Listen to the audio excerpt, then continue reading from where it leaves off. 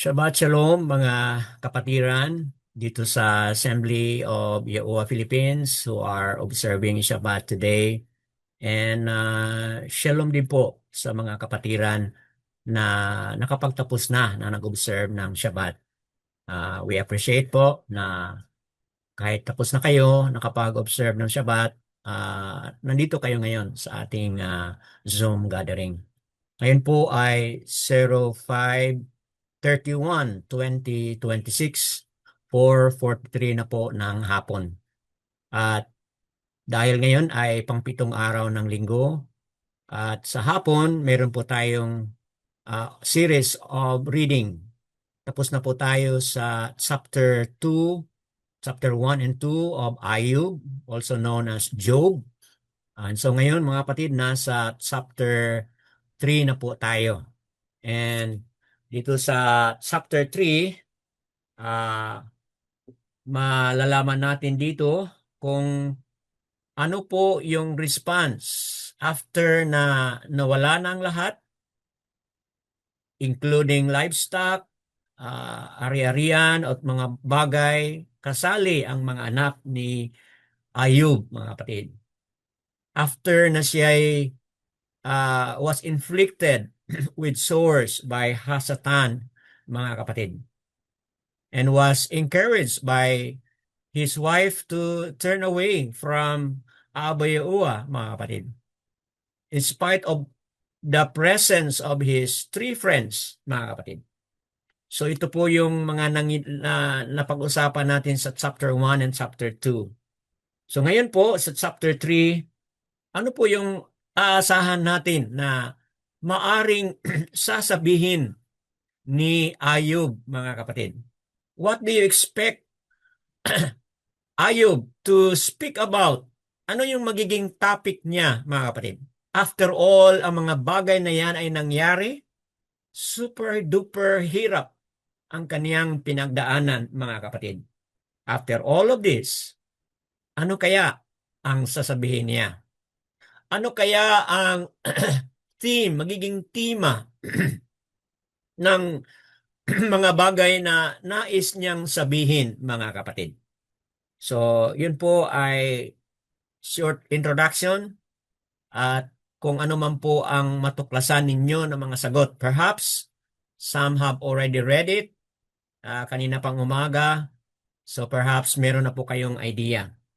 But before we go into a full-bloom discussion on that, welcome natin mga kapatid si Brother Lloyd Eric Bartolaba to read to us Ayub or Job chapter 3.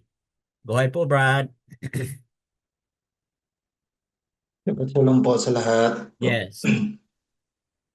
Our reading for today is taken up in the book of Ayub or Job, chapter 3, verse 1 to 26. After this, Ayub opened his mouth and cursed the day of his birth. And Ayub spoke and said, "Let the day perish on which I was born, and the night it was said, a male child has been conceived. Let that day be darkness.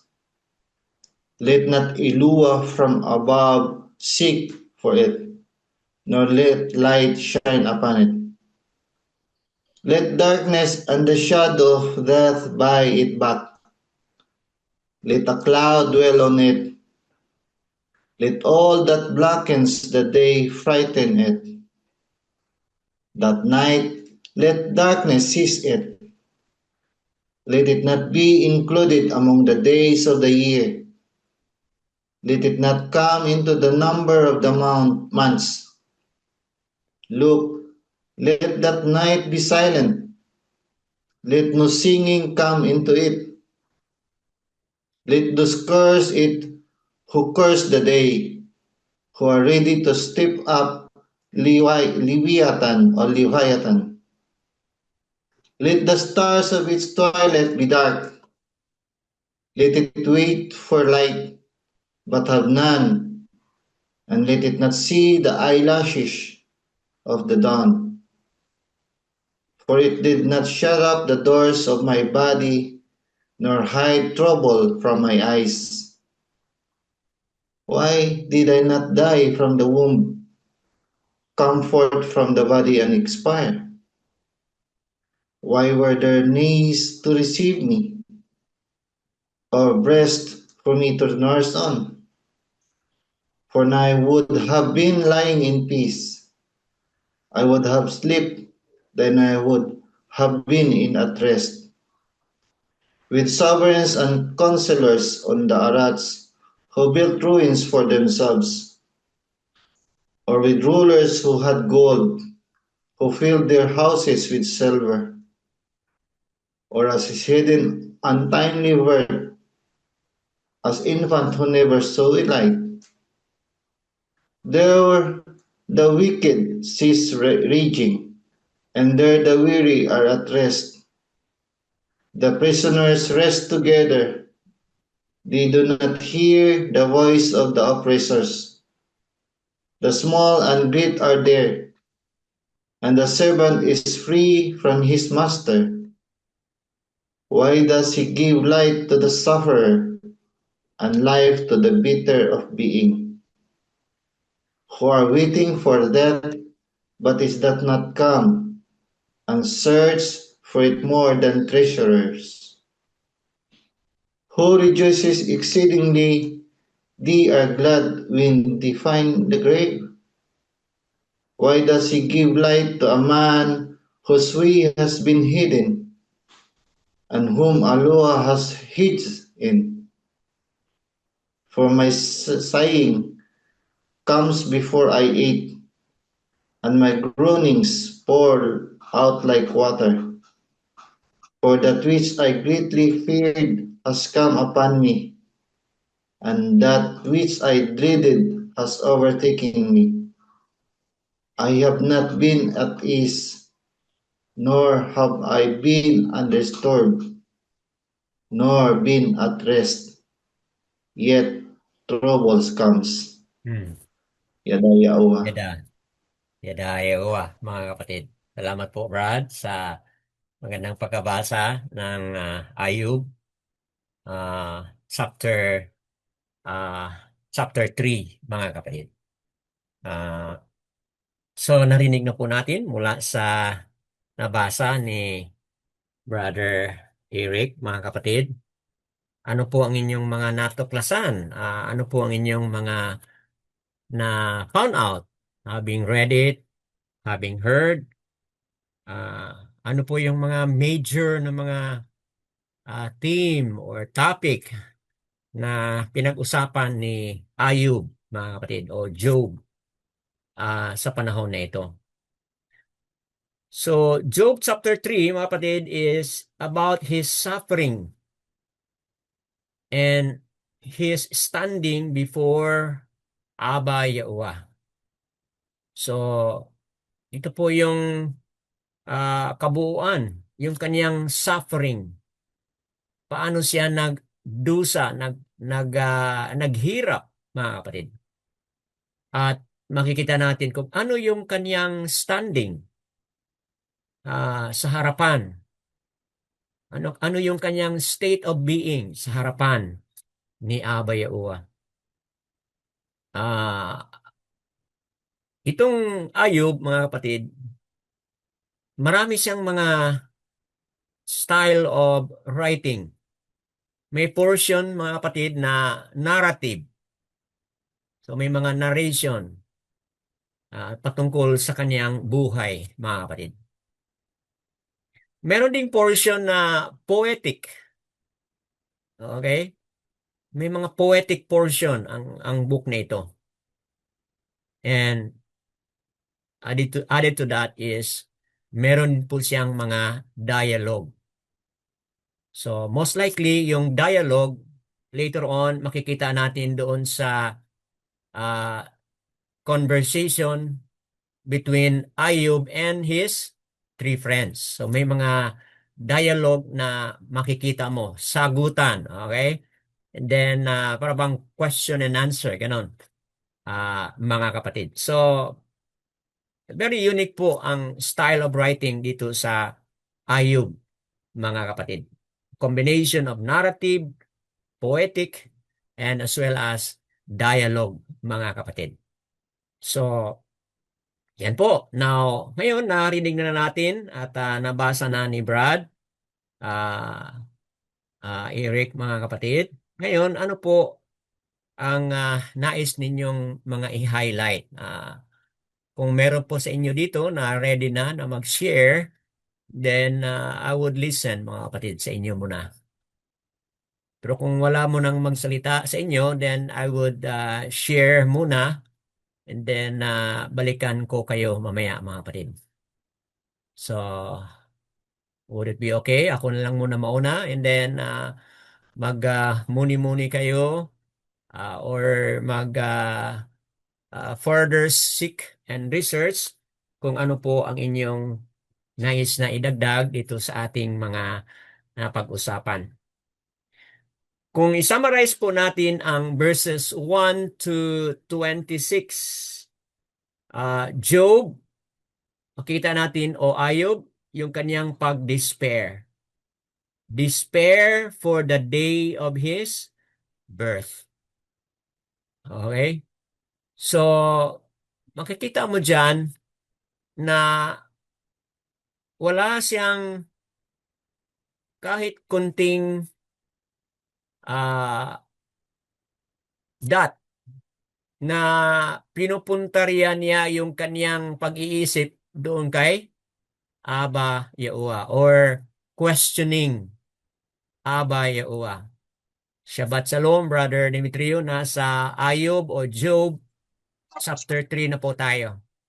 So, we're done with the reading. So, nasa pagpapahayag na po tayo. Chapter 3 na po.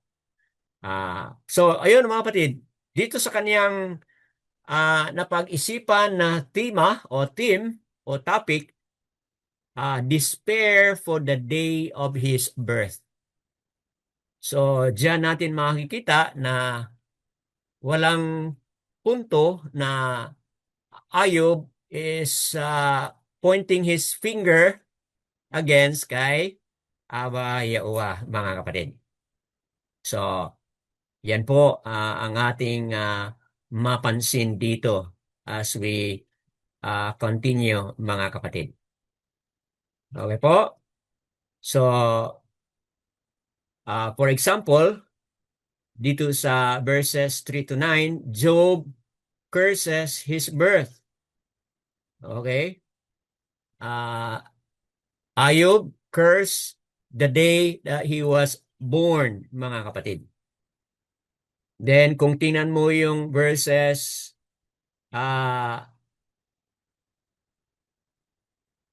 verses 11 to 19, Job longs for rest. Okay? So, tingnan mo ang tao na dumaan na sa sobrang bigat na pasanin, mga kapatid. Verses 11 to 19, makikita mo dyan, Job longs for rest. Okay? Wala na siyang naisip na solusyon, but dumating na siya sa punto na gusto na niyang magpahinga. Mga kapatid. Siyempre naman dahil sa sobrang bigat na, di ba mga kapatid? Para bang maabot ka na doon sa kung pwede pa lang, pahinga na ako. Parang ganun ba, no? Dahil punong-puno na nga, dahil nga sobrang-sobra na yung kaniyang pasanin, mga kapatid. He wished in the company of the dead. Kung titingnan mo yung verses 11 to 12. Bakit ganun ang naisip ni Ayub na sana kasama na siya doon sa mga patay? Rather, verses 1 to 12, mga kapatid. Bakit yun ang naisip niya? Na kapag tingnan mo, ayon sa nabasa kanina, kung i-compare mo ang buhay ng mga patay kaysa buhay ng mga nabuhay pa, di ba? Ano yung napansin mo sa kaniyang comparison? So tiningnan niya ang kaniyang buhay, ngayon na buhay siya, tiningnan niya yung buhay ng mga patay, ang kaniyang assumption, ang kaniyang Conclusion, mas maganda pa yung buhay ng mga patay kasi nagpahinga na sila. Mga kapatid. So, yun po, no? Meron siyang wish, how he wish, na siya ay kasama na sa mga patay. Okay po? Bakit? At best, that would have brought peace in the company of the dead. Kasi kung tingnan mo verses 12 to 15 and verses 17 to 18, masasabi natin na may shalom na or may kapahingahan yung ano po, kung na nandoon ka na kasama sa mga patay. Okay po? So, siyempre naman, ah Ayub, hindi niya iniisip na doon sa mga lugar ng mga patay, magkaiba-iba yung mga lugar nila doon. Kung tingnan mo yung writings ni Esdras, Second Esdras, or tingnan mo yung writings ni Enoch, mga kapatid, makikita mo doon na ah, there are three chambers. Merong tatlong mga chambers po ang lugar kung saan ang mga patay ay nandoon. Okay po? May chamber na ang mga patay na doon siya sa mga places among the wicked. Okay? May chamber na ang patay ay nandoon siya among the righteous. At may chamber na ang patay ay napunta po doon sa mga kasama nilang namatay with injustice, mga kapatid. So hindi inisip o hindi alam ni Ayub o Job yung three chambers of death, mga kapatid. Na may chamber doon ayon sa mga wicked, they are in pain, they are in turmoil, they are in pain. Di ba? Naalala po niyo yung rich man and Lazaro, mga kapatid? Sa kwento ng rich man and Lazaro, yung mayaman, pumunta po siya doon sa Hades, which is what? Place of the dead, pero nandoon siya sa a place of torment. Okay? Meron naman pong place of the righteous, which is nandoon po sila ni Abraham at nandoon si Lazarus at anong meron po doon? There is the place of comfort, mga kapatid. So, yun po yung dalawang chamber na pinag-usapan doon sa kwento ng rich man and Lazaro. But dito sa dito sa pahayag ni Enoch, mga kapatid, there is the third chamber, which is yung mga namatay with injustice. Doon po yung kanilang mga kaluluwa because they are praying for justice. Sila'y pinatay unjustly, sila'y pinatay ng karumaldumal na pagpatay, mga kapatid, at sila'y umiiyak, sila'y nanawagan na bigyan sila ng justice, mga kapatid. At doon din po yung place na kung saan si Abel, na kung saan pinatay siya brutally by his brother Cain.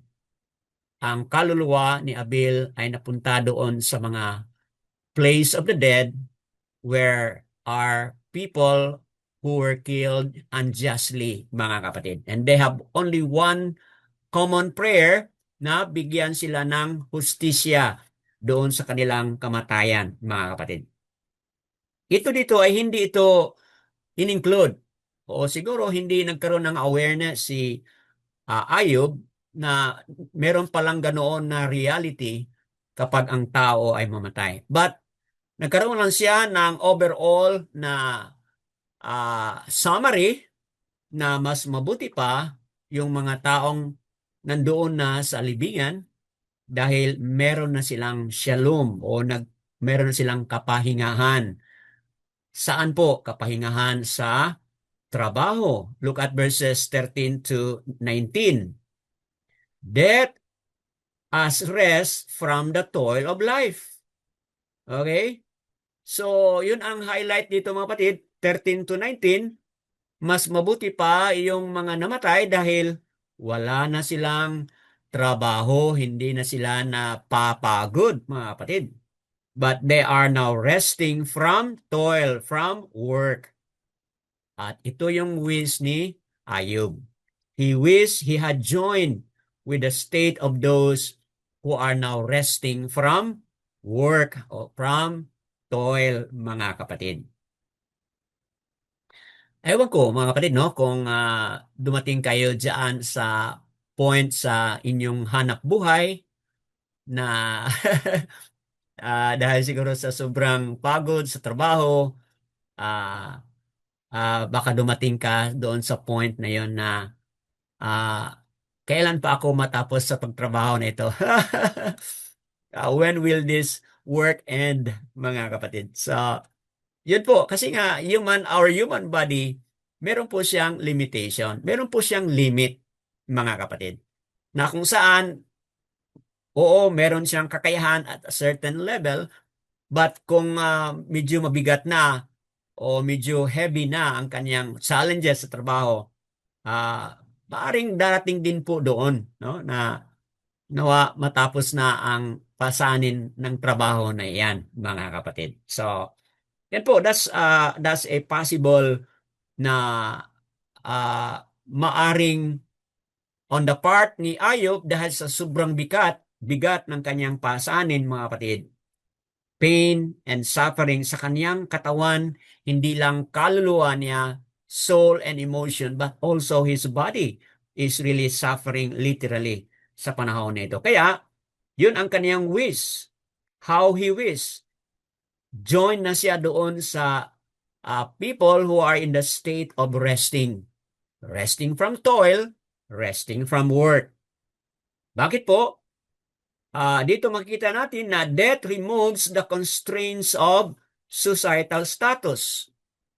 Di ba? Kanina sa nabasa natin with Brother Lloyd Eric na kung buhay ka pa, nakikita mo yung societal status na yung mga mayayaman, okay, they're enjoying sa ano yung yaman meron sila, o di ba? Merong barrier, merong ah, iba't ibang mga status ang society, mga kapatid. So kung ang tao ay namatay na, ano nang mangyari? Wala na.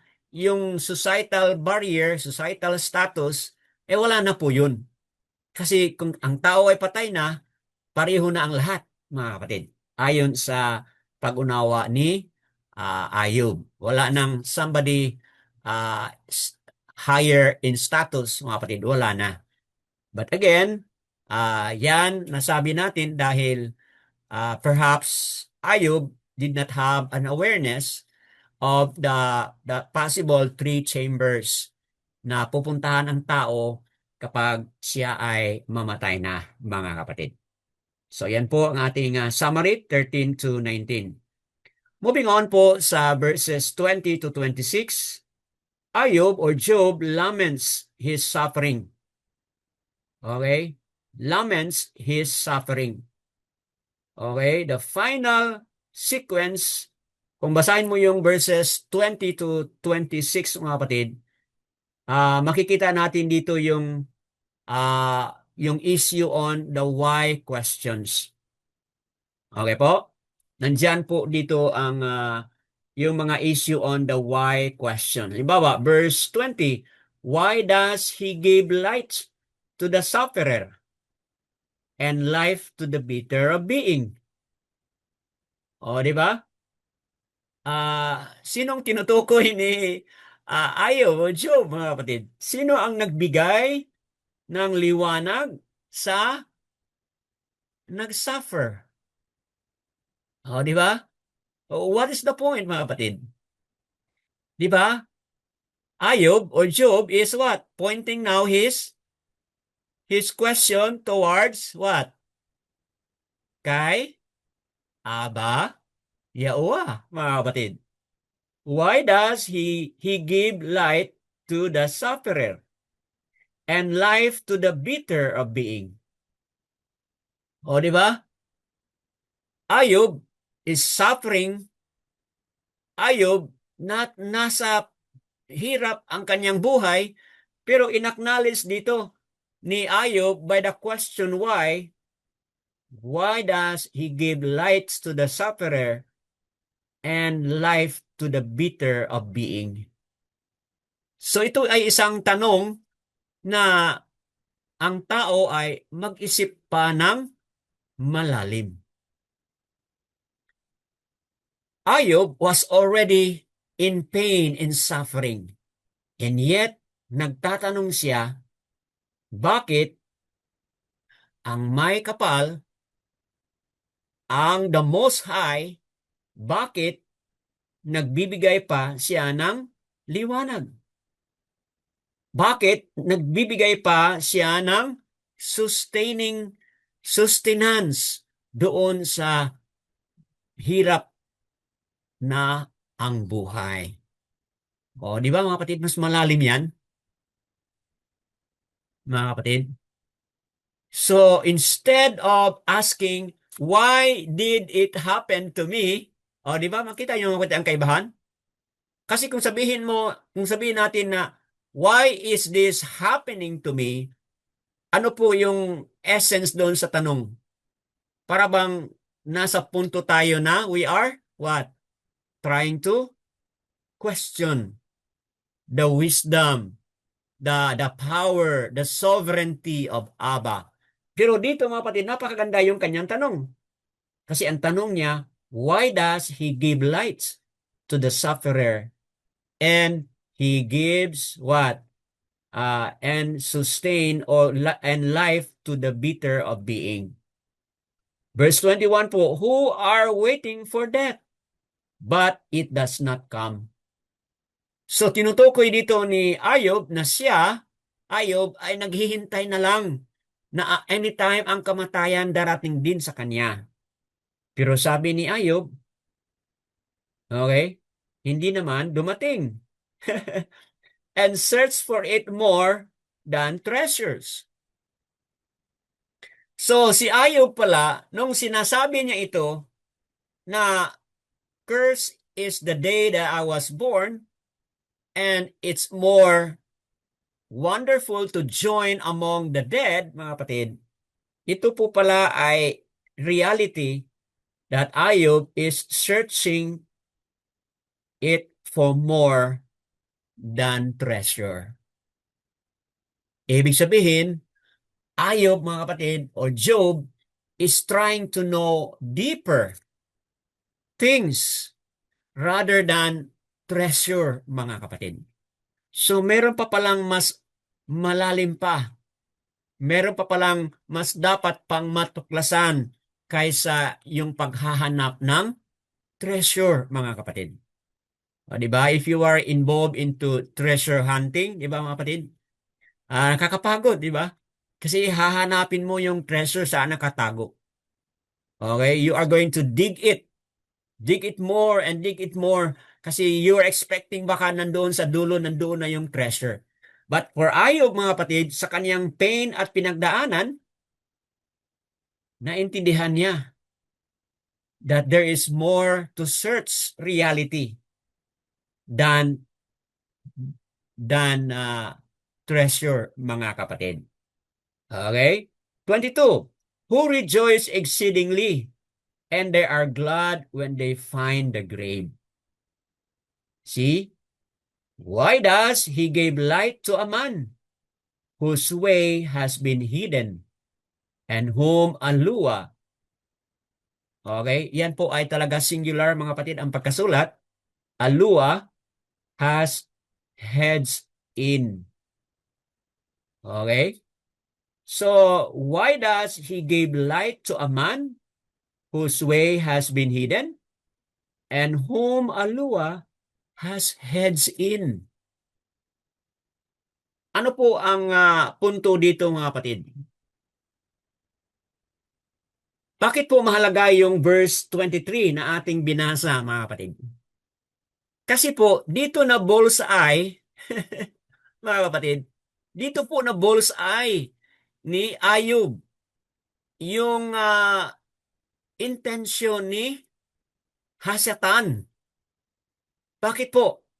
Kasi sa harapan ni Aba Yahuwah, ang kanyang intention o ang statement ni Hasatan doon kay Aba Yahuwah is this. Ito si Ayub, nag-worship sa iyo, naniniwala sa iyo, sumusunod sa iyo, dahil binigyan mo siya ng heads of protection. Okay? Pinapalibutan mo siya ng mga baraka. Okay? Pinapalibutan mo siya ng ng wealth, ng resources. Nandiyan ang lahat para malagyan siya ng heads or protection. Okay? At ano yung sabi ni Hasatan?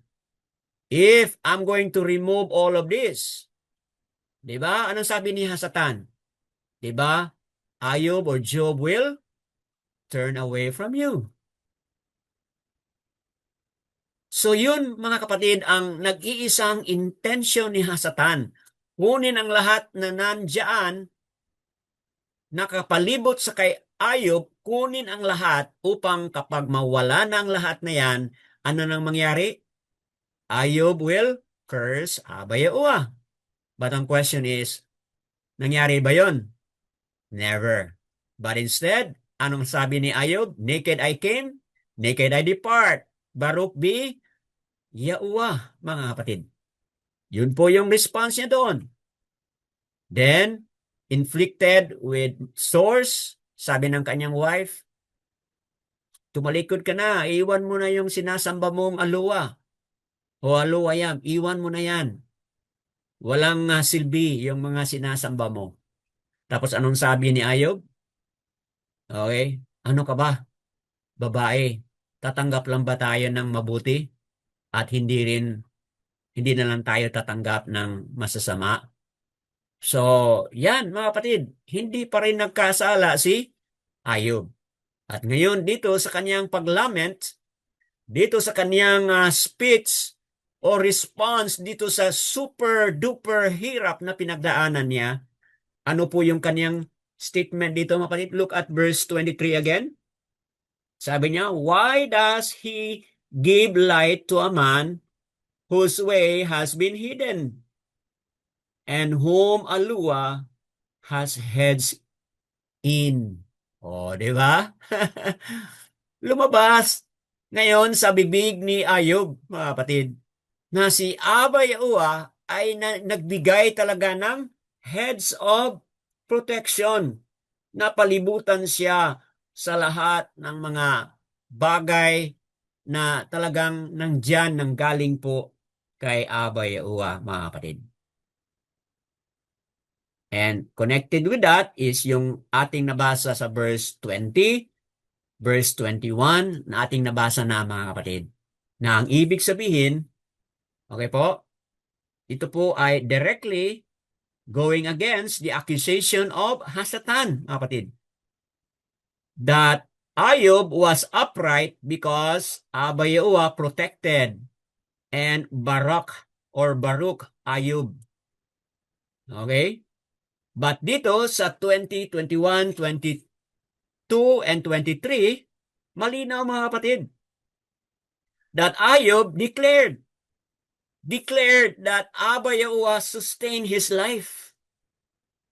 Declared that Aba Yahuwah sustained his life even amidst incurable circumstances. Sa tingin mo mga kapatid dito sa statement ni Ayub 20, 21, 23 po, dineclare ni Ayub na nandyan pa rin yung pag-sustain ni Aba kahit ang pinagdaanan niya ay talagang hindi na deserving na i-sustain. Nandyan pa rin si Aba nagbibigay ng liwanag. Nandyan pa rin si Aba nagbibigay ng sustenance na kahit sa kanyang pagluksa, super na hirap na pagluksa, dineclare pa rin niya. Bakit ba ang ating may likha ay nagbibigay pa rin ng liwanag, nagbibigay pa rin ng sustenance sa taong nakatago na o hidden o wala nang silbi, kundi hintayin na lang yung kanyang kamatayan? O di ba mga kapatid, makita mo, how bold he is na dinideclare niya na Abba Yahuwah is still protecting Ayub. Ayub is in contention or in disagreement with what? With the thinking of Hasatan, mga kapatid. And thus, Ayub continued to be faithful kay Abba Yahuwah, mga kapatid. Because he never cursed Abba Yahuwah, mga kapatid.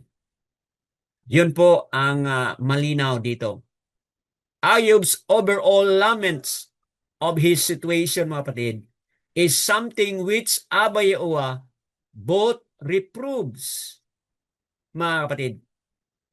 At yan, balikan po natin yan pagdating natin sa chapter 38 to 41. And Ayub's overall laments, mga kapatid, on this particular situation is very clear. Abba Yahuwah commended him. Okay po? Can somebody go to Ayub 42 verse 7?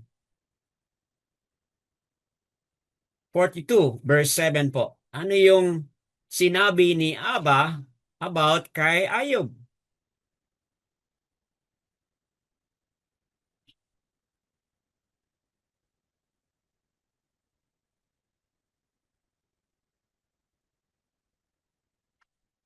Look at verse 7 po, mga kapatid, ng chapter 42. Overall assessment patungkol sa lament ni Ayub, mga kapatid, kung ganito yung kanyang way of thinking, pag-assess sa lahat ng nangyari, he was commended by Abba Yahuwah. Mga kapatid, Ito po. with that question why, okay, he was overall commended by Abba Yahuwah. Kalibrad, Lloyd Eric, pakibasa ng Ayub 42 verse 7. Ano pong sinabi dyan?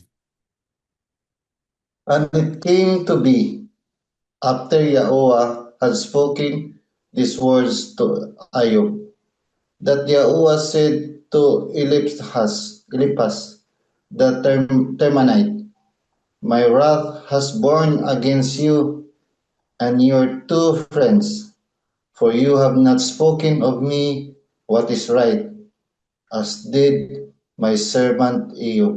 Oh, you see, mga kapatid? Sa overall na lament ni Ayub, he was commended by Abba Yahuwah. In contrast dito sa tatlo niyang mga kaibigan.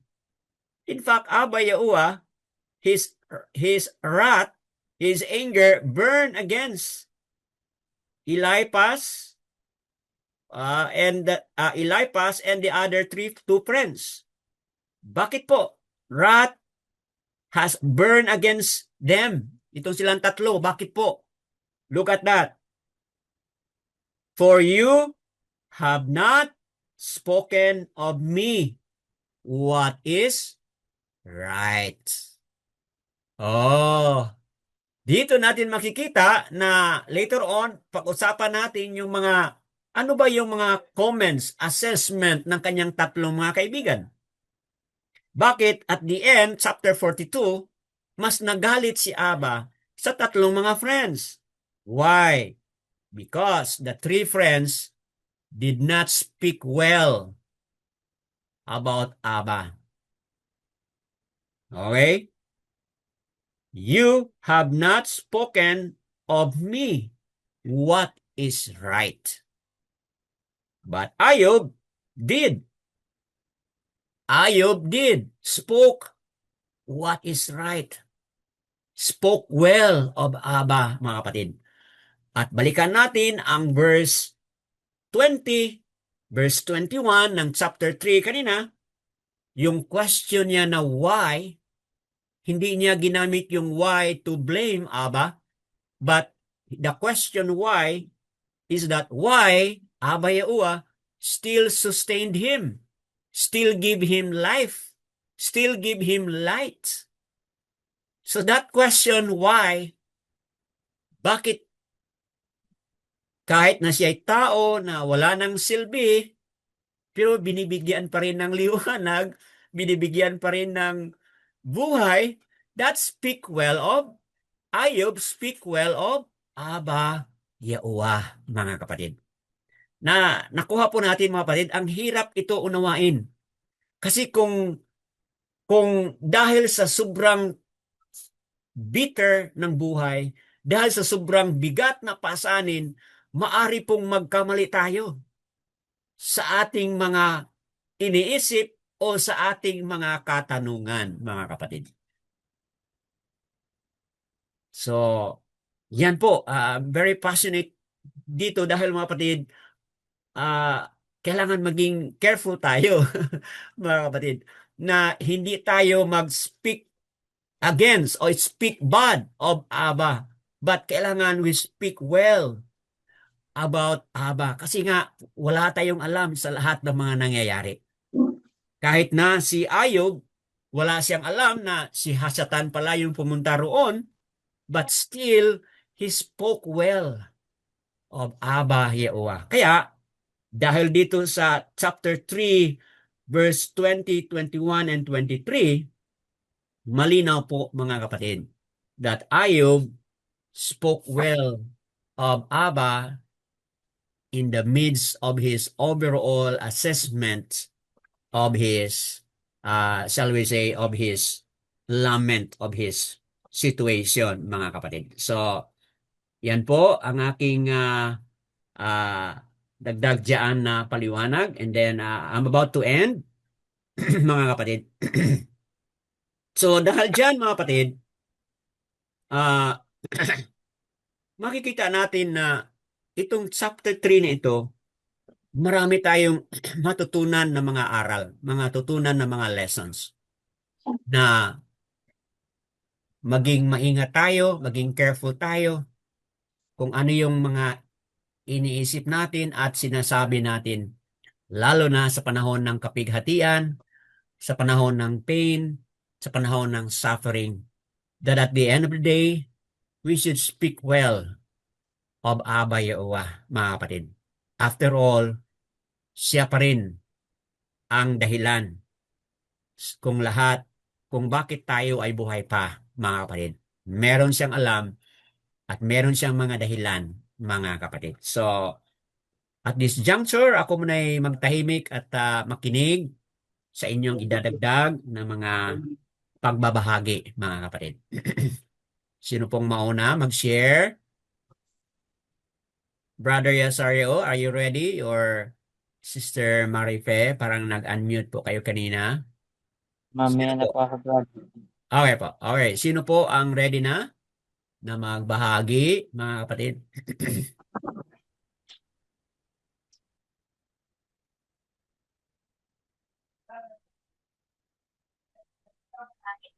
Ako na po mag-break. Oh, Brother Jeffrey, go ahead. Break the silence, Sige bro. pa. Sige pa.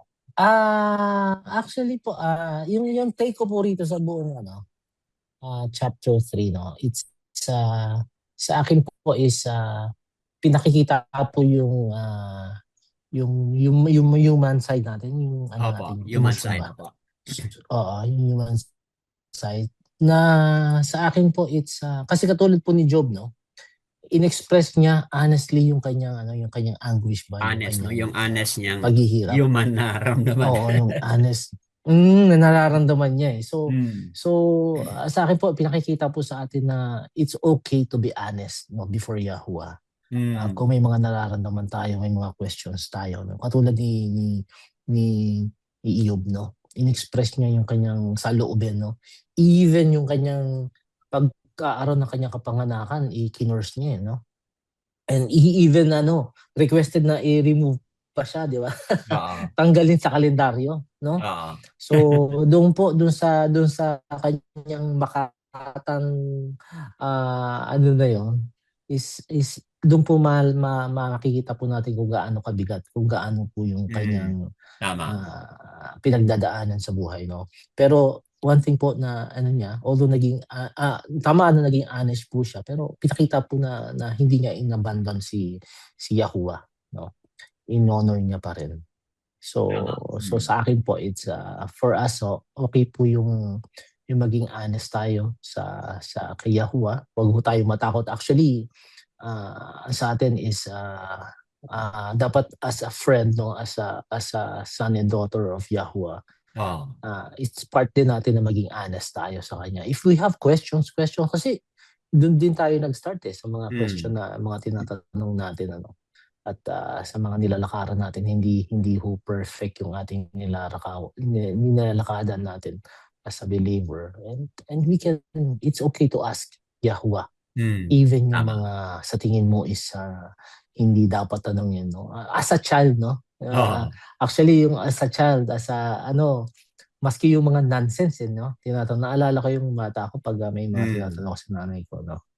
Na pag nire-recall ko parang napaka-nonsense, pero hindi Yun yung saloobin mo ng isang bata Diba nga as a bata, dapat yung faith natin is nag-manifest as yung parang sa isang bata. No holds barred, ika nga, di ba ho? So yun po yung aking take dito sa verse na to. And na huwag tayong matakot. Actually, na ito po yung sinasabi ko dahil sa buhay ko rin po, napagdaanan ko rin po yan. And I question, no, I ask Yahuwah bakit. So, bakit mo sa akin pinadanas? Pero, yung time na yon hindi ko pa natatapos yung sentence ko. Is may sagot na agad No, so for me, yung pinagdaanan ko na yon is for me to be strong actually, no. Sa akin to learn how to be strong at kasi minsan yung mga struggles natin doon niya rin na ipinakikita na yung way ba, kasi hindi niya rin maipakita minsan na masyado kang baraka or lahat ibinibigay sa iyo, which is my first next na nasasabihin ko na yung mga hirap, yung mga struggles is way niya minsan na ituro sa iyo na even pinagdaanan mo to is andito ako sa iyo. So kasama kita, binubuhat kita, parang gano'n. So yun po yung dating niya sa akin. And actually doon po sa verse 25, ito po yung sinabi ko na actually yung nabasa ko to parang bakit niya po sinabi, what I feared has come upon me, no? So ibig sabihin iniisip niya, no? So iniisip niya itong itong fear niya. So ito is isa sa mga fear niya na iniisip niya. So ang question ko is bakit niya iniisip? So sa akin po is siguro ho, no, sa yung view ko rito is kung titingnan natin si Hiob, napaka niya, parang ibinigay lahat sa kanya, no? Napakabaraka niya, lahat ibinigay, siya yung pinakamayaman sa land. Actually, I think yung mga anak niya, yung mga magaganda no? Na doble lang nung binigay muli. So, sa tingin ko, it's kaya niya sinabi ito, it's because hindi porke nasa sayo yung lahat. Ibig sabihin okay. So, it's I think tong verse na to, yung verse 25, it's sinasabi na the more na nakaka-receive ka ng mga pagpapala, it's the more na dapat kang kumapit, no? Kasi anytime, pwede mawala sa'yo, katulad ng sinabi niya. So, kaya yun yung tingin ko niyan. What I feared has come upon me. No? Sa tingin ko yung feeling niya, wow, no? Nasa akin na lahat. And parang minsan, sa akin din minsan, no, parang pag yung buong mo, sabi mo, parang para atang napaka-perfect nung yung mga dumaan no? Parang minsan nakakatakot So sa tingin ko po ganon. So ibabaraka tayo, bibigyan kanya ng mga ng mga blessings, ng mga pagpapala. But it doesn't mean na okay lang. So ibig sabihin it's you have a responsibility ba? Tama. No. Within yourself, sa paligid mo, sa actually stewardship yung magandang term doon sa ganong situation. So yun po yung take ko po doon sa buong verse 3. Yada Yahuwah. Yada Yahuwah. I agree with what you said kasi yung previous chapter nating nabasa, 'di ba? Si Ayub, gumagawa siya ng mga burn sacrifices para sa kanyang mga anak. Kasi quite close doon sa sinabi mo na may ano siya, Yes, may fear oo. siya na baka may nagkasala ang kanyang mga anak, 'di ba? Yes, oo. At dahil sa kasalanan ng kanyang mga anak, mapanis sila, kaya gumagawa siya ng mga sacrifices to, para kung may mga kasalanan man ang kanyang mga anak, hindi mangyari sa kanila. But tama yung sinabi mo na possible na inisip ito ni Ayub, kaya gumawa siya ng mga hakbang, talagang nangyari na, di ba? So, in which it is really true, no, brother, na uh, pinapakita dito ni Ayub yung kaniyang totoong pagkatao, na ang tao ay vulnerable, ang tao ay anong tawag noon? Ang tao ay talagang may mga kahinaan. Okay po. But also one thing good here na sinasabi mo is yung mga baraka, no? Oo, Abay Uwa will barak, but take note, may mga responsibility. And i-highlight ko po yung word na kapag tayo ay nabarak, kailangan maintain natin yung humility, at yung highlight mo na yung great responsibility as well. So, wow, yadayawa po sa take mo, Brad Geoffrey, dito sa chapter 3 ng Ayub. Okay po, added to what we have discussed was also the wonderful point of Brother Geoffrey. Anyone else po, mga kapatid, na would like to share? Paki-unmute lang po and then share something, what is in your heart. May mga salubin po ba kayo, mga kapatid? May mga nakuha kayong mga good points? What stood out to you from these 26 verses, mga kapatid? What strike you the most? Bring that out. Kung ano po, meron ba yon? Meron ba? Bring that out. Maganda yung point ni Brad na like a child, Aba Yahuwah, look at us and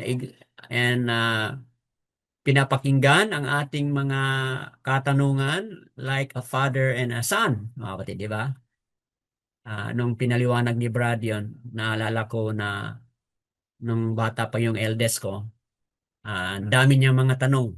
Okay. At ako bilang ama, first son ko siya, excited ako. Yung excitement na yung anak mo ay nagtatanong, ibig sabihin, nag-iisip siya at curious siya, no? Kumbaga, curious siya sa mga nangyayari sa kanyang paligid.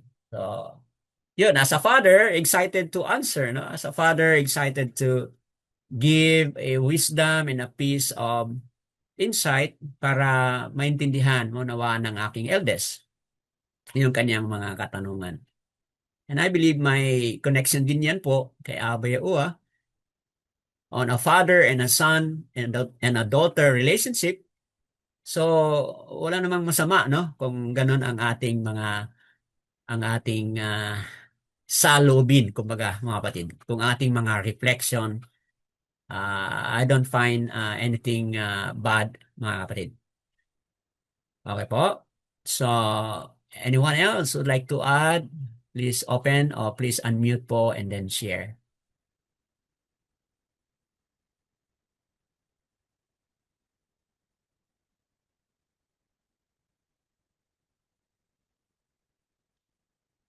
Okay po, malalim ang mga iniisip.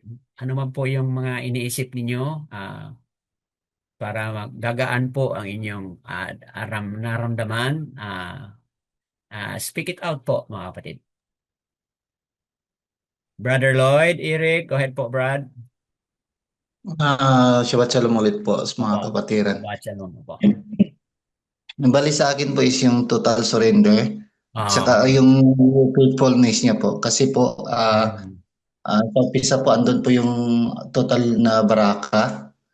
But then, yun yung challenge na dumating sa kanya na pati yung asawa niya is gusto nang i-curse nga yun si Abu Yawa. But still, tinanggap pa rin ah, parang tinanggap pa rin ni Eob yung mga challenge na dumating at saka iniwasan niya po yung parang hinuhold niya yung sinabi ng misis niya. Mm. Parang ayaw niya yung kanya. Tapos pinagpatuloy lang niya yung faithfulness niya kay Aba. Katulad din na sa ginawa po ni Hasatan kay Yahusha Oo. na ibibigay ko sa iyo lahat ang nakita mo kung yun nga yung magiging kwan ka lang sa akin tapos yun na hinold lang din so kay Iobis yung full faithfulness po niya kay Abayawa despite sa everything na nangyari sa kanya kaya nga tapos hindi siya gumawa ng dahilan na i-curse niya yung pangalan niya ba. Mm. Subalit ang ginawa na lang niya is gusto na lang niyang magpakamatay para maiwasan na lang po at mapalayo na sa mga problema Mm. na nangyari sa kanya po. Yun lang po sa akin. Yes. Habang nagpaliwanag ka, Brad, ah totoo 'yun, no? Na merong ano talaga, no? Merong similarity, no? Yung pinagdaanan ni Yosha at itong pinagdaanan dito ni Ayub o Ayub, mga kapatid. Ah, sa nakaraang discussion natin, itong pangalan niya ay ang ibig sabihin, where is my father, di ba? Yun po yung ating na-discuss sa nakaraan. Ayub means, where is my father? At doon sa kwento ni Yahusha, di ba? Dumaan din po si Yahusha sa panahon na yon, di ba? Nung malapit na siyang mamatay, o di ba? Ano pong sinabi ni Yahusha? Father, Father, why hast thou? O, di ba? Sinabi po niya, why hast thou forsaken me? So, quite similar. Although dito, wala namang lumabas mula sa bibig ni Ayub yung statement na yon, but kapareho doon sa meaning ng kanyang pangalan. Where is my father? Opo. So, yan po. Thank you for that additional sharing. Anyone else would like to add?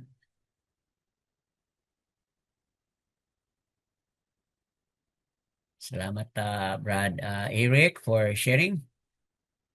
Kindly unmute po kung meron pa kayong mga idagdag na pagbabahagi. Oh, we are now 14 here. Yada Yaowa po. Praises kay Aba Yaowa, mga kapatid.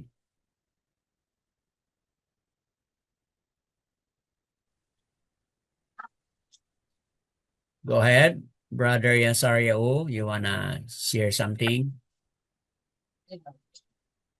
Shalom po sa lahat, ano? Shabbat Opo. shalom.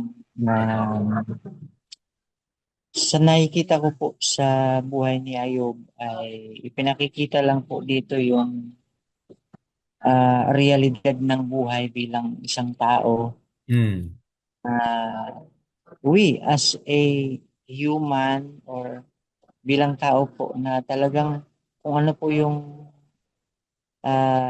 damdamin natin, kung saan ay ah, kung ano po yung ating mararanasan o ah, kung ano po yung sitwasyon natin, minsan lumalabas talaga yung tinatawag natin na although ang buhay ni Ayub ay talagang hindi ganun kadali, Mm. siguro kung ikukumpara natin yung buhay natin sa kanya ay napakalayo.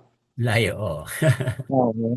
Kaya po ay para sa akin ay talagang ang ipinakikita lang po dito na kahit na ano man po yung sitwasyon at mararanasan po natin bilang isang tao, normal yun. Mm. Nature natin yun bilang tao na minsan magreklamo, magtanong bakit nangyari sa akin to, ganito, ganyan.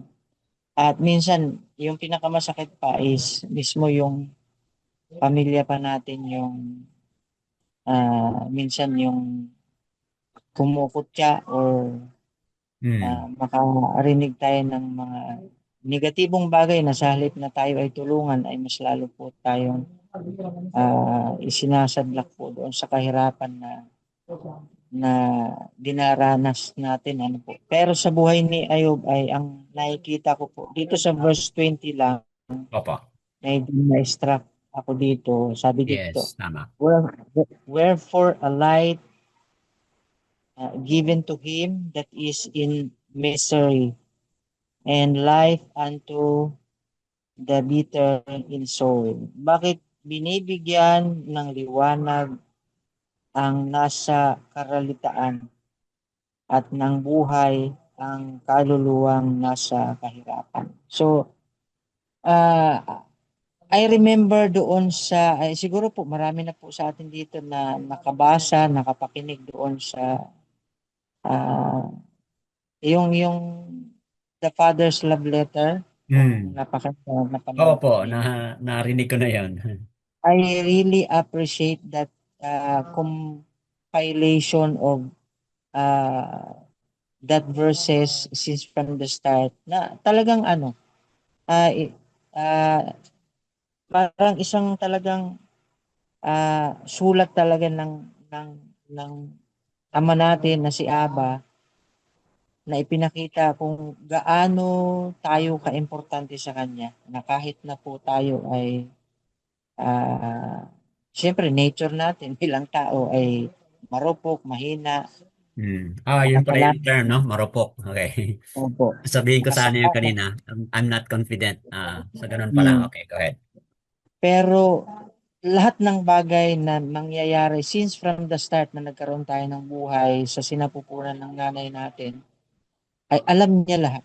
Mm. Ah, doon ay nag-struck down agad sa akin yung Father's Love Letter dito sa buhay ni Ayub na pamula sa sinapupunan pa lang ng ating ina. Alam ni Aba kung ano yung magiging buhay po natin hanggang sa huli. Kaya ano man po yung napagdadaanan po natin ay inaalaw po niya for a Mm. reason na lalo na po kung tayo nasa katotohanan na ay it's a way of uh, pagpapakita na talagang ah, kahit na sa pinaka lowest part ng sitwasyon ng buhay natin, kung ano man yung nararanasan natin sa bawat isa, Mm. ay sa tingin natin na napakadilim na wala ng pag-asa. Pero si Aba pa rin ang may akda ng lahat. Siya pa rin yung magiging ah, tagapagtanggol at ang sasaklolo sa atin Opo. na kung sa tingin po natin na wala na talaga tayong matakbuhan at wala ng pag-asa yung buhay natin. Mm. Still, ay meron pa din tayong amang nasa langit na handang umabot, makinig at ah, magligtas po sa atin sa panahon na tayo po ay tumawag, mag-acknowledge sa Kanya na talagang wala talaga tayong magagawa kung hindi siya lang. Kasi siya po yung may akda ng buhay natin. Kaya po, um, ano man po yung nararanasan po natin ay kahit po doon sa pinaka madilim na parte ng buhay natin ay Mm. palagi pong may pag-asa kasi po hindi po tayo pababayaan ni Aba. Lagi pong mayroong pag-asa sa kanya. Kahit na sabihin natin, kaya sa realidad ng buhay, maraming nagwawakas na lang o winawakasan nila yung buhay, kinikitil yung buhay dahil sa palagay at sa tingin po nila wala nang pag-asa. And the Mm. only thing, ang last term na lasting na tumatak siguro sa isipan ng taong yon ay para matapos na ang lahat ay wawakasan ko na lang. Which is not na kahit po sa buhay ni Ayub talaga, siya yung may karapatan na ganun ang gagawin. Pero hindi eh. Nakikita pa rin niya yung liwanag, yung pag-asa at yung pag-acknowledge niya sa kanyang may likha na kahit ganun po yung naranasan po niya sa kanyang buhay, kahit na iwanan pa siya ng lahat, ng pamilya na, kaibigan niya, o kung sino mang tao na connected o malapit sa kanya, still, yung pagtitiwala niya pa rin ay wala siyang ibang Hindi nagkupas, no? nilalagakan. Hindi nagkulang, no? Wala po siyang ibang nilalagakan, kundi pabalik pa rin ang esteem kay Aba pa rin. Kaya po, dinoble at triniple at grabe ang ginawa ni Abang na Baraka sa kanya after all those things na naranasan po niya. Which is hindi talaga madali iyon. Kasi wala eh. Kung ako lang ang masasabi ko talaga is kung sa akin mangyayari yun, Brad, hindi ko alam, Brad. Hindi ko alam kung ano yung magagawa ko sa buhay ko o bilang tao. Tama. Kaya po, I really appreciate and I really,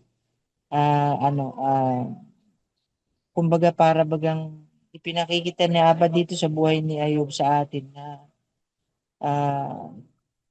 itong taong to, itong buhay ng taong to, kahit na ganito ang nararanasan niya, pero ni minsan walang lumabas sa kanyang bibig na na para sumpain yung ating amang may likha pero binibigay pa rin niya yung pagtitiwala niya, yung pananampalataya niya, yung pagpupuri pa rin at pagpapasalamat sa lahat ng bagay na nangyayari sa kanya. Na hindi lang tayo dapat tumanggap sa mga magagandang bagay, kundi kahit na sa mga pangit na mangyayari ay dapat ipagpapasalamat din natin. Kaya po siguro worth it siya na tanggapin din ang baraka na galing kay Aba dahil po doon sa kanyang pananampalataya, sa kanyang talaga na rooted and grounded talaga siya doon sa kung sino yung lumikha at lumalang sa kanya bilang tao. Yun lang po. Yada yawa. So, yun po, mga kapatid. Responsible tayo sa ating mga responses, sa ating mga reactions. Responsible tayo, mga kapatid. That at the end of the day, dapat maintain po natin yung ating pananampalataya, pagtiwala, at pananalig kay Aba Yaowa. Whatever, no matter what, mga kapatid. All esteem po and praises kay Aba Yaowa sa nadagdag na mga salubin ni Brother Yesario. Meron pa po ba, mga kapatid? Kindly unmute, then share what is that in your heart and in your mind. Paki-unmute lang po if you have something to add. Yadaya Uwa, we are, yes, Brother Demetrio. Buti nakapasok ka, Brad. Go ahead po, Brad. Shabbat Shalom po sa lahat. Shabbat Shalom din po, Brad. Sa kaninang umaga, hindi ako naka-Zoom sama ninyo kasi mayroon darating na tao sa umaga. Okay. At mayroon kaming importanteng pinag-usapan kaya hindi ako ninyo narinig at hindi ako nakasali doon. Opo. Ngayon namang hapon, mayroon konting problema sa signal dito sa amin. Matagal akong Pasok. Salamat pa rin kay Aba Yaowa kasi nakapahinga ako ng buong araw. Kahit mayroong mga tao na basta linggo talaga, araw ng papahinga, talagang masikip ang panahon, ang araw. Ah, sa akin naman sa mga paliwanag ng mga kasamahan natin ay talagang totoo talaga yun. At ng mga natutunan natin at yung mga dagdag, talagang tuwang-tuwa ako kasi talagang ang puso't isipan ng bawat isa ay mayroon ang salita, si Abayawa, na sa tingin ko na palaging mananaig katulad ni Job. Kasi mayroon na tayong natutunan sa bawat isa. Handang-handa na talaga. Para sa akin, mayroon lang akong konting dagdag. Opo. Doon sa mga dinagdag din ng mga brother. Kasi itong na buhay ni Job talaga ay talagang nang nakaraan ako ng malaking pagsubok, problem sa pamilya, sa personal, sa mundo, ay talagang pinag-iisipan ko, pinagmuni-munihan ko Opo. yung nangyari kay Job. At doon ako kumuha ng lakas. At doon ako natuwa. At doon ako maging masaya. Kasi kinakumpara ko yung nangyari kay Job at nangyari sa buhay ko ay hindi masyadong masakit yung sa akin. So, mas lalong masakit kay Job. At doon, nakatanong ako sa sarili ko, talagang karapat-dapat pala na tanggapin ko ang lahat ng nangyayari. Tinanggap ni Job yung nangyari sa kanya na karumal-dumal. Hindi siya nagbitaw kay Abba Yahuwah. Sa atin naman, talagang maraming mga tao magsabi, sobra na yung nangyari sa iyo. Hindi na pwede yun. Pero nagpapasalamat ako kay Abba Yahuwah dahil sa kay buhay ni Job ay doon ko nakunan ng pansin, pinag-aralan, ay hindi ako nakikinig sa mga salita-salita ng mga tao na parang ginagamit pa rin sila ng dyablo upang ay magalit, upang ay gumawa ng hakbang na hindi maganda. Kasi yun man ang nangyari kay Job. Inaapi siya. Sinasabihan ng mga masama. Pero walang salita si Job na nanggagaling sa kanyang bibig na ikasama ng loob na Aba at ikasama ng loob ng kanyang asawa at mga anak, kaibigan. Ay talagang sa kahirapan na pinagdaanan ni Job ay nandyan pa rin ang pagpakumbaba ni Job. Tama. At dahil dyan, kitang-kita ni Aba na talaga si Job ay totoong nananalig, naniwala sa kanya. Kaya yung buhay ni Job na yan, talagang tuwang-tuwa ako kasi doon ako kumukuha ng lakas sa panahon ng mga problem. Lahat-lahat nandoon. So, sa atin naman mga tao ngayon, pwede tayo muni-muni, mag-iisip. Opo. Ano ba itong sakit na naranasan ko ngayon? Ano ba itong mga problem? Ano ba itong mga gulo sa mundo? Hanggang yan lang tayo mag-isip. Kasi kung hindi tayo mag-isip, so hindi tayo mananaig.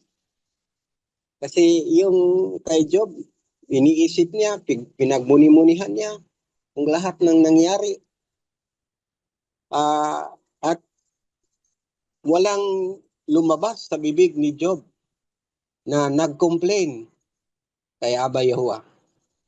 At lahat ng nakalagay doon sa scripture ay talagang maganda talaga ang reaction ni Job sa lahat sa gitna ng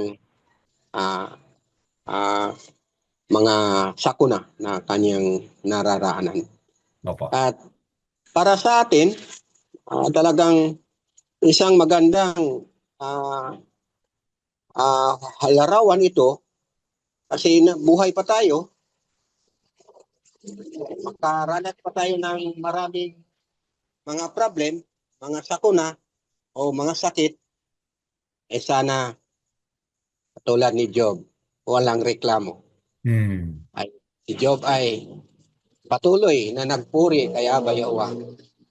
Tinanggap ang lahat ng nangyari sa kanya. Ay dito ko napansin mga kasama sa buhay ni Job, nagtiis, nagsakripisyo, at tapos ng kanyang pagsakripisyo at pagtiis, ay doon darating yung mga blessing na hindi niya inasahan.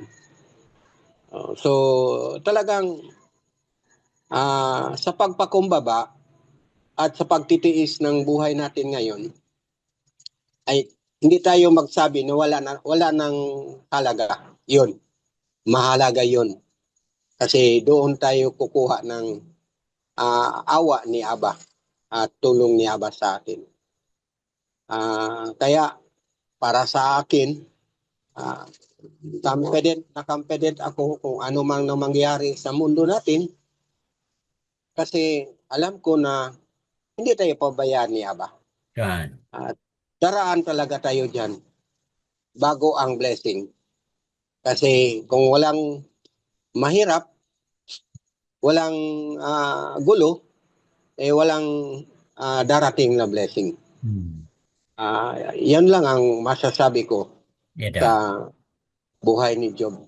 Yada Yahuwah. Yada Yahuwah. So, magandang application, mga kapatid, yung pinakita ni Brother Demetrio na maging example, no? Kung dadaan tayo ng isang kahirapan, magandang saloobin yon, no? Na kung tayo ay dadaan man, i-compare natin yung ating buhay na pinagdaanan doon kay Ayub. At siyempre, at the end of the day, katulad ng sinabi ni Brother Yasariao kanina, talagang malayo, mga kapatid. Ang layo ng ating hirap na pinagdaanan compare kay Ayub o Job.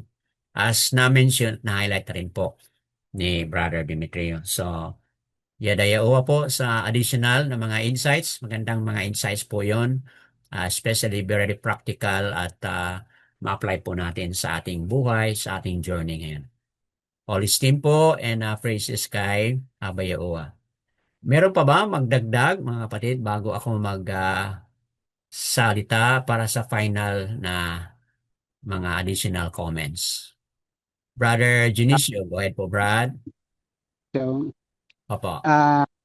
Sabat shalom po sa lahat ng mga kapatiran. Sa akin po, yung buhay ni Job ay talagang masabi ko na parang sobrang hirap na talaga ang nadaanan niya. Pero kahit sobrang hirap, ay pinakita rin niya na parang similar sa kay Yahushua na kahit dumadaan ng kahirapan, pero walang nagsabi na masama kay Abba na nagbigay sa kanya ng buhay. No, kasi man binigyan siya ng buhay ng ganito, na sobrang hirap na pero tanggap pa rin niya. Tama. Masabi ko sa atin naman, parang barak tayo ngayon. Oo. Kasi may larawan na ano natin, matingnan natin na yun ang tamang paraan upang ang tao ay masabing righteous. Kasi po si Job ay sinasabi ring righteous eh. Righteous, tama. So sa righteous, ibig sabihin sa aking ang righteous, yung kahit masama o kahit mahirap ang dadaanan natin, palagi tayong magpuri kay Aba sa buhay na binigyan niya sa atin. Kasi po siya ang pater, siya ang gumawa sa atin na yan tayo ng ganito. At saka masabi tayo kasi po noon sa buhay ni Job, sa kay Job, no, sa buhay pa ni kay Job, before Yahushua yan, no, wala pa si Yahushua. Pero dahil po sa pagmamahal ng ating Aba, bigay niya si Yahushua, no, upang tayong lahat, tayong who believes sa Aba Yahuwah and obey his will and commandments, his Torah, mabigyan po ng lunas. Kasi po may binigay na siya sa atin na yung liban o balwa na yung malapitan natin upang maka survive tayo, ano, na dahil po sa kanya hihingi tayo sa kanyang pangalan na tayo'y bigyan ng lakas sa ating na matiis natin kung anuman ang mga kahirapan na dinanas natin. So, yun masabi ko na mas barak tayo ngayon kaysa kay Job noon. Kasi po si Job, wala pa man si Yahushua roon. At sobrang hirap talaga yung dinanas niya. Pero natili siyang honest, natili siyang submissive, yung susunod sa anumang kagustuhan ni Aba. No? Walang masamang salita na binigkas niya kay Aba. So, masabi ko na sa ngayon, dahil po si Rabbi Yahushua ay binigay ng Ama para sa atin upang may malapitan tayo, upang maligtas tayo ng ating mga kasalanan. So, mas barak tayo ngayon kaysa noon. Yun ang masabi ko. Kasi po, may malapitan na tayo eh. Noon, si Job na sobrang hirap ang dinanas niya. So, si Aba, yun lang ang niya. No? Pero wala pa si Yahushua. So sa ngayon, mayroon na siya nandyan na. Pwede na tayong, sabi ni Yahushua, pag hihingi tayo sa kanyang pangalan, no? Dalawa, kung tatlo, dalawa, na agreed in his need, no? Ibinigay niya. So, yun, masabi ko na kung ano talaga ang dasal natin, kung ano ang ibig natin na makamtan. So, dahil po sa habag at awa ni Aba, no? Kahit naman po kung kahit naman po hindi sa lang sa dito sa worldly, no, masabi natin wishes natin, pero ibigay pa rin ni Aba, no? Dahil po sa kanyang habag at sa kanyang awa sa bawat isa. So, yun ang masabi ko, Brother Dan. Opo. Yadaya uwa. Yada yawa. So, mga kapatid, ang tinutukoy ni Brother Vinicio na wala pa si Yaosha, ang tinutukoy niya po doon ay si Yaosha hindi pa namatay o naipako sa kahoy. So, dahil dyan, mas barak tayo compare sa kay Ayub, mga kapatid. So, yun po ang ibig sabihin ni Brother Vinicio na kung saan nagbibigay sa atin ng larawan ang buhay ni Ayub at ang buhay ni Yaosha ay nagbibigay sa atin ng mga larawan or mga example na kung saan papaano tayo mag-go through sa mga challenges na iyan, mga kapatid. So, wonderful and sharing. Thank you sa pagbabahagi ni Brother Junicio. Meron pa po ba, mga kapatid, na nais na magdagdag dito bago tayo magtapos? Anyone else would like to add? Pwede pa po kayong mag-unmute at mag-share if you have something to add. Okay? Meron pa po ba, mga kapatid? Kindly unmute lang. Yes, Sister Brother Dan, Asara. Yes, go ahead po, Sister Asara. Shabbat Shalom. Ay, Shabbat Shalom po. May ang nakita ko po dito, Brother Dan, na si Job ay isang, ano po, ordinary person po siya. Kasi, ano po siya, cry of despair. Di po, may curse po siya na sa kanyang birth, tapos may cry of despair, at saka nag-wish po siya ng death. So, nakita ko po na yung mga nangyayari ngayon, it's parang natural din. Isang, na po siya, ordinary tao na mag-feel lang ganoon. Kaya lang, what is exemplary for him is that, yung bang, nakita ko po sa desire sa kanyang death, Brother Dan, sabi niya, si Hope daw, hindi niya tininan ang death as punishment, pero nakita niya it's a peaceful escape na parang nag-imagine ho siya nga there is rest and free from pain and trouble. Kasi dalawa ho ang mag-desire ng death sa mga panahon na ngayon eh. Yung iba yung marami siyang problema ang mag-suicide na lang, mag-death, di ba? O kaya nahihirapan na siya sa kanyang sakit, death. Pero si Hubo, napaka-extraordinary po ng kanyang way of thinking. Sabi niya, parang tinanggap niya na ito, na hindi na ako, parang pwede nang hindi na ako ma-cure. Pwede na, kasi parang innocent po siya, Brother Dan. Pure po kanyang puso na, even if I die, parang makita ko na makita ko na si Yahuwah. Yung parang ganun ba? Parang, nakita ko po na, kasi po dito sa Japan, Brother Dan, para ako makarelate ako nito dahil I take care of my parents-in-law. So, that means, sila, pag tumatanda sila'y luckier because andito kami ni Kenji. Then, kami ni Kenji, sabi ko, hindi namin na-oblige ang aming mga anak because i-free namin sila kung ano gusto nila ang mga anak din namin, Brother Dan, they have a life of their own, Brother Dan. Kasi kami parang obliged dito sa Japan na ikaw'y panganay, ikaw ang mag-take care eh. Ganon.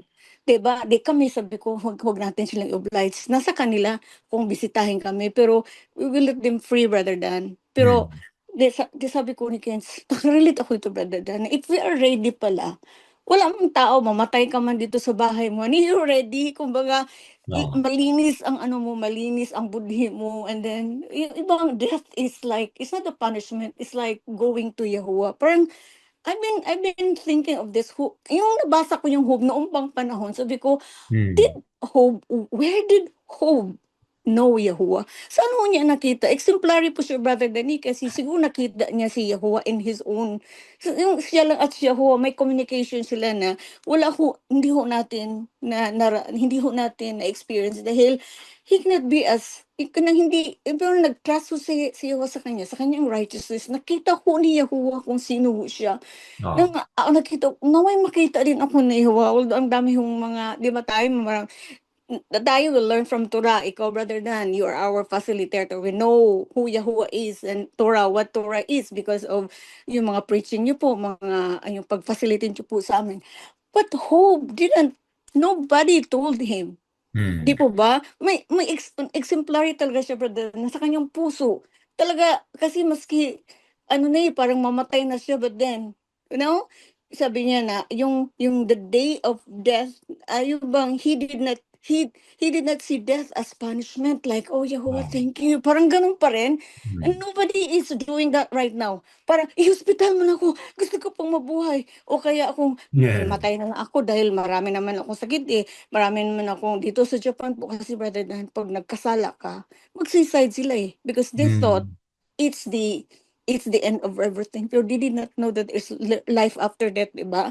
Kaya nakita ko po dito na dito pala, bakit yung Hope maraming verses at bakit siya nailagay dito po even dito sa scripture dahil may napakaganda po ang role po niya para sa mga Yahuwah believers, Brother Dan. Kaya nakarelate po ako napakaganda po ng Hope. Kaya yun lang po, Brother Dan. Opo. In fact, ipinagmalaki siya ni Opo. Abba Yahuwah in the front of the mga malakyam, no? And in fact, sa harapan po ni Satan, ipinagmalaki ni Abba si Ayub.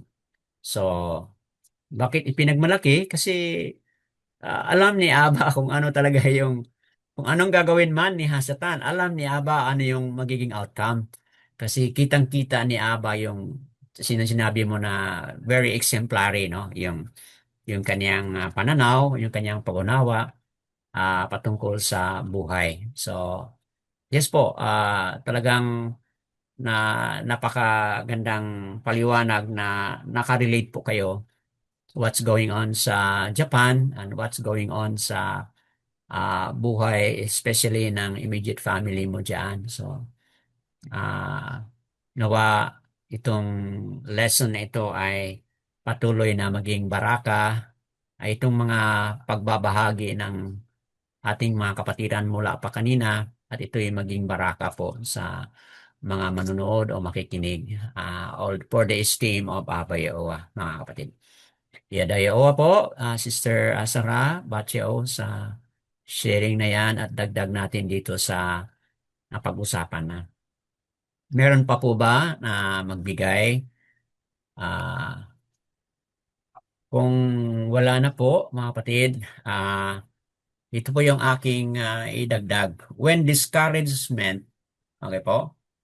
Kapag ang discouragement po ay darating, ano po yung dapat nating mga iisipin, mga kapatid, when discouragement come, okay po? So, unang-una, kapag darating ang discouragement, understand realistically that even the strongest of believers can become discouraged and ask why? Why me? So, yung mga well-known people, yung mga most, shall we say, most honest or most righteous o ano ba, how do you describe them? Katulad kang Ayub, kang Job, mga kapatid. Kahit ganun sila katindi yung kanilang pananampalataya, but may mga moments of discouragement na kung saan they can ask the question why, mga kapatid. So, doon sa mga na-highlight na kanina, dahil tao lang din si Ayub, mga kapatid. But putting a balance on it, may mga nagsalita kanina na ang maganda dito kay Ayub kasi tinanggap niya. Okay? Tinanggap niya kung ano yung mga pinagdaanan niya, mga kapatid. So, yun po, understand that even the strongest person would also encounter discouragement. But doon sa mga discouraging moment nila, meron silang mga tamang mga tanong, mga kapatid. Why did Abba still sustains me? Why did Abba still given me things that I needed para mabuhay ako sa ganitong kalagayan.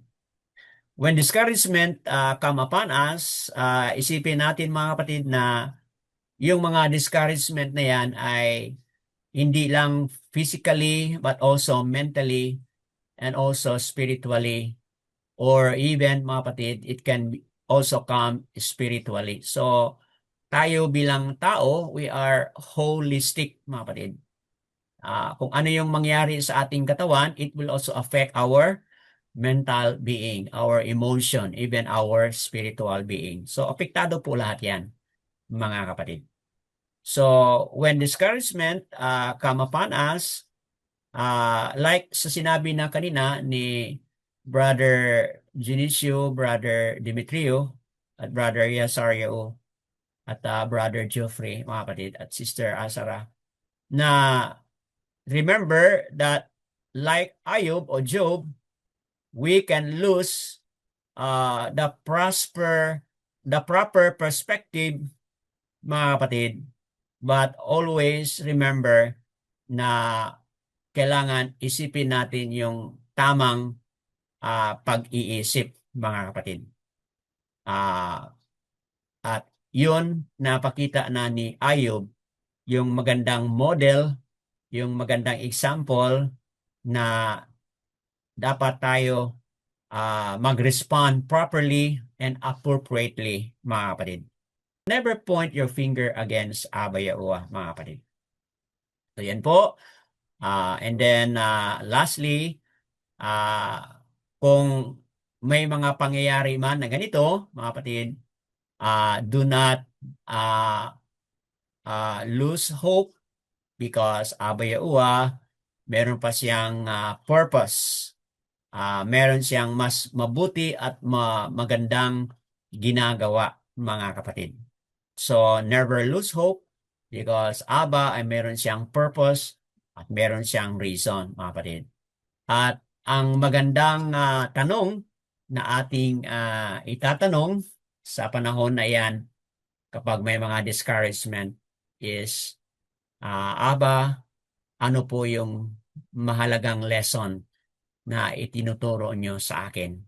So, yun po yung best na tanong, Abba, what is the lesson you are teaching me? And then, pangalawang best question is that, how can I handle this? Help me that I may be able to handle it with wisdom and be able to handle it carefully. So, the why question, pwede rin yun yung why question, but I would say na maging maingat tayo, na hindi tayo magtanong doon sa why question na putting blame on Abba, mga kapatid, but yung why question na ating pipiliin is, Abba, why are you still sustaining me? Why are you still helping me in this difficult time? So yun po yung mas magandang mga tanong. What is the message? What is the lesson you are teaching me? Help me understand. How do I survive in these times of challenging and difficult times? Help me how to survive. And then if you wish to use the why question, you may direct your why question. Abba, why are you still loving me? Why are you still caring for me? Why are you still supplying the strength, the stamina, the kanan, the favor that I needed, even as I am going through all of this? So, yun po mga kapatid ang nais kong i-sum up sa lahat ng ating mga napag-usapan. Kung wala na pong magdagdag dito sa ating napag-usapan, mga kapatid, kayong mga manunood sa Republish, marami pong mga important lessons na ating natanggap dito mula sa mga pagbabahagi o sharing po ng mga kapatiran dito.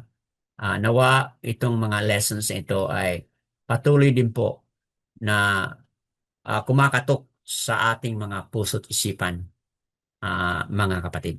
All esteem po and praises kay Aba Yahuwah sa wonderful sharing at sa inyo pong mga contribution, praises and esteem kay Aba Yahuwah. Yada Yahuwah, mga kapatid. Yada Yahuwah, Basham Yahusha. Okay po? So,